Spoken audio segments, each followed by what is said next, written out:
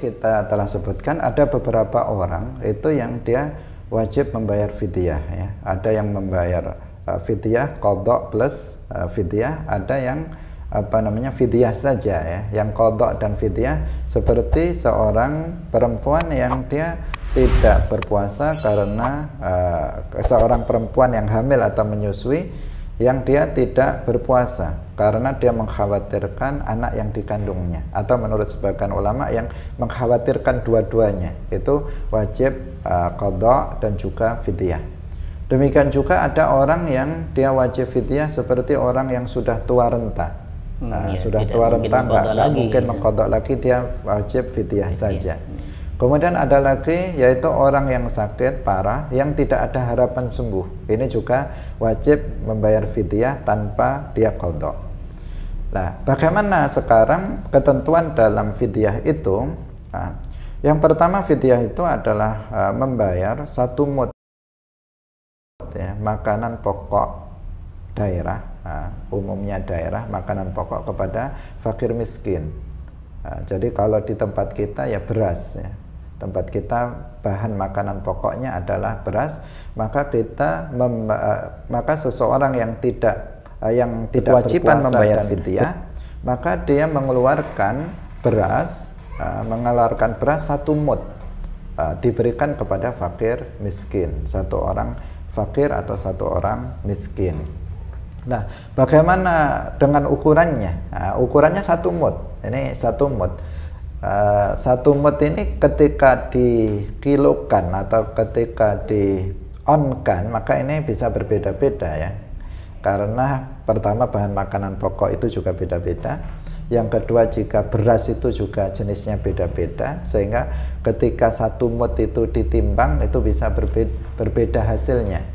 Pada dasarnya 1 mud itu kan 1 cakupan telapak tangan. Dua telapak tangan ini. Iya ini dua telapak tangan kanan dan kiri. Kan ada yang 1 genggam. Ini berarti 1 genggam ya berarti. Iya, jadi di sini tapi telapak tangan yang sedang ya, bukan telapak tangan yang kecil seperti telapak tangan saya atau telapak tangan yang sangat besar, tapi telapak tangan yang sedang seperti telapak tangannya Rasulullah Shallallahu Alaihi Wasallam.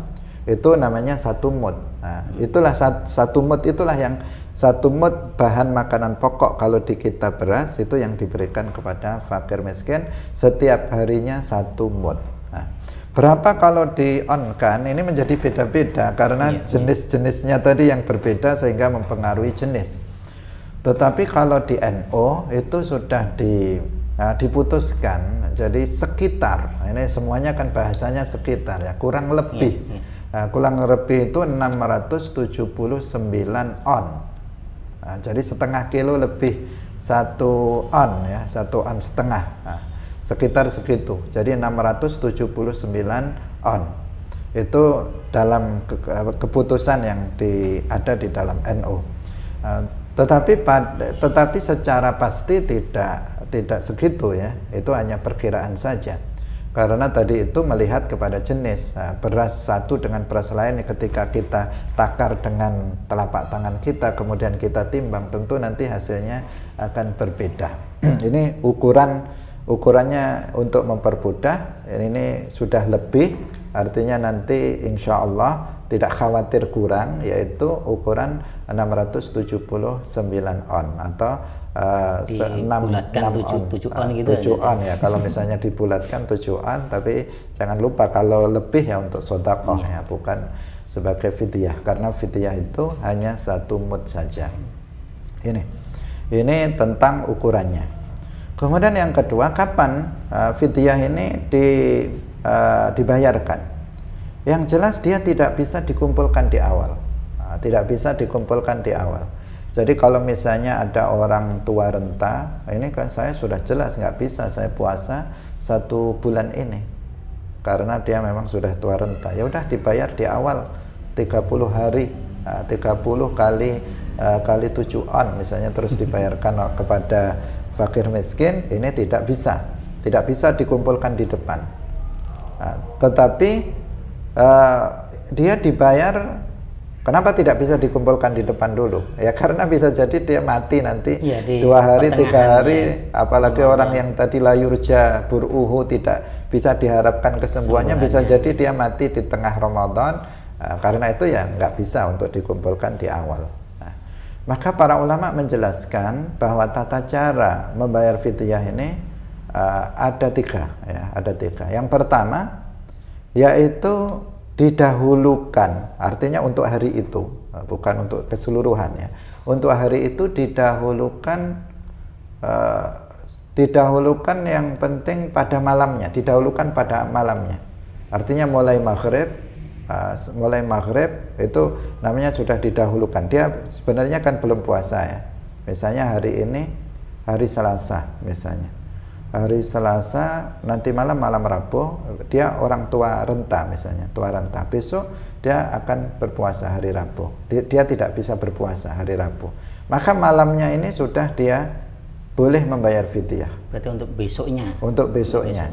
Tetapi tidak boleh hari ini Selasa dia membayar fidyah untuk hari Rabu. Nggak bisa. Jadi karena masuk waktu malam itu. Karena waktu malam itu kan sudah masuk Rabu. Nah, maka untuk hari Rabu bisa didahulukan pada malamnya.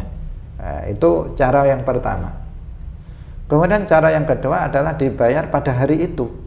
Jadi pada hari Rabu itu ketika dia nggak berpuasa, sudah pasti tidak berpuasa, maka kemudian dia baru membayarnya. Jadi pada hari itu, pada hari Rabu misalnya kita buat contoh hari Rabu, maka dia bayar setelah dipastikan dia tidak berpuasa, maka baru dia bayar fidyah. Misalnya pada waktu asar, di hari Rabu dia bayar itu.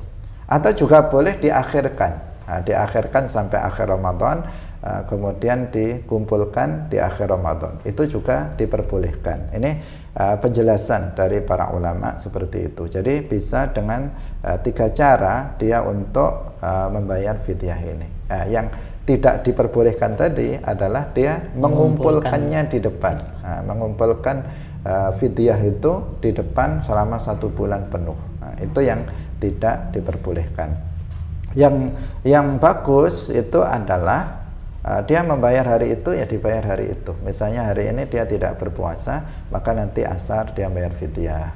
Hari ini nggak puasa lagi, nanti asar dia bayar fidyah. Seperti itu. Jadi diberikannya kepada fakir miskin, Ustaz, makanan pokok setempat, takarannya 1 mud, kemudian untuk pentasarufannya ada 3 cara itu tadi. Terus kemudian misalkan Ustaz dikumpulkan di akhir Ramadan ini, biasanya kan sekalian dengan zakat fitrah, mungkin biasanya seperti itu. Nah, ini apakah fidyah ini ketika kita mengumpulkan menjadi berapa ini ya, mungkin 1 bulan, selama 1 bulan tidak berpuasa, nanti kan tinggal ngalikan. Nah, ya. Diberikan kepada 1 orang fakir miskin atau mungkin kita bagi atau seperti apa, Ustaz? Dibagi ya. Jadi kepada orang-orang miskin. Dibagikan kepada orang-orang yang miskin. Jadi ketentuannya seperti itu. Jadi kita dibagikan kepada orang-orang miskin atau orang-orang fakir. Ya. Jadi tidak dikumpulkan kepada 1 orang satu orang saja, dan juga tidak dimasak dalam bentuk makanan, tidak seperti itu, tetapi dia masih berupa bahan makanan pokok. Jadi misalkan yang mungkin 2 hari sekali, misalkan 2 hari sekali itu diberikan kepada 1 orang, ini bisa, Ustaz, ya? Bisa ya. Jadi dikumpulkan itu bisa dan nanti diberikan kepada orang yang miskin. Tapi yang tadi cara yang paling tepat itu ya, sebenarnya semuanya tepat ya, tetapi ini cara yang paling aman itu adalah ketika seseorang 1 hari tidak berpuasa, kemudian dia berikan fidyahnya pada hari itu juga.